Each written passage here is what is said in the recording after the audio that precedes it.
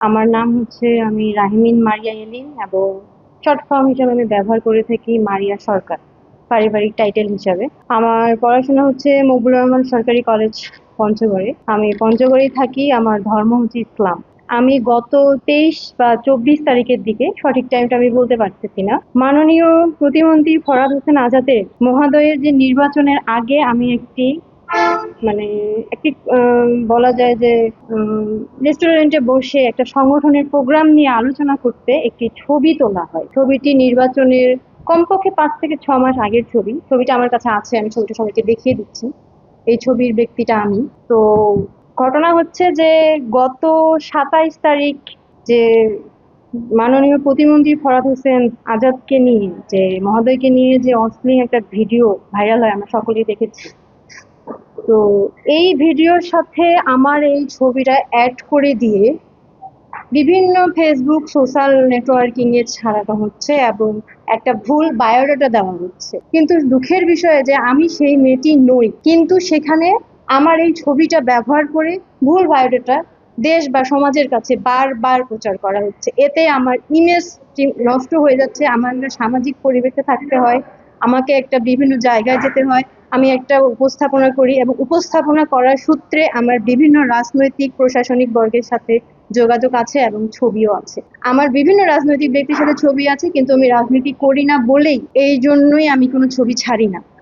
Just সেদিন আমি video ভাইরালের 3 দিন আগে ছবিটা আমি জাস্ট মনের খুশিতে আমি এটা আপলোড করি আগামী দিনের শুভেচ্ছা এই সূত্রে।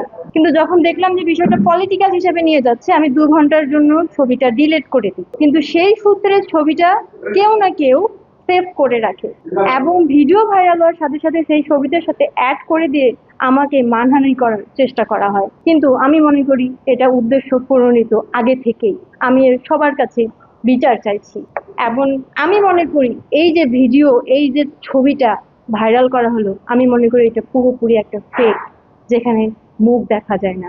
এটা এআইও হতে পারে, এটা তৈরি করাও হতে পারে, বা বলা যায় অতীতে কোনো ওয়াইফের সাথে ছবি তোলাও হতে পারে। এখন আমি মনে করি যে ছবিটা সব যারা তুলেছে বা আমি মনে করি যারা আপলোড করেছে তাদের শিক্ষার অভাব আছে, তাদের পারিবারিক শিক্ষার অভাব আছে।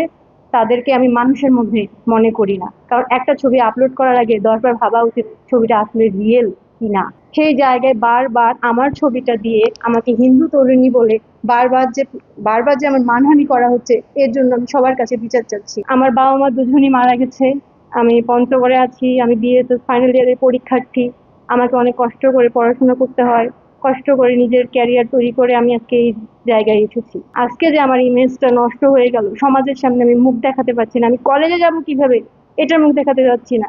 আমি মনে করি এটা আমাকে ইচ্ছা করে ফাঁসানো হয়েছে। এটাই আমি বলবো, আমি সবার কাছে বিচার চাচ্ছি এবং আমার এই ইমেজটা যে নষ্ট হয়েছে, কিছু কিছু যে মিডিয়া জগৎ যে এইভাবে প্রচার করতেছে, এর জবাব আমি আপনাদের কাছে চাইছি।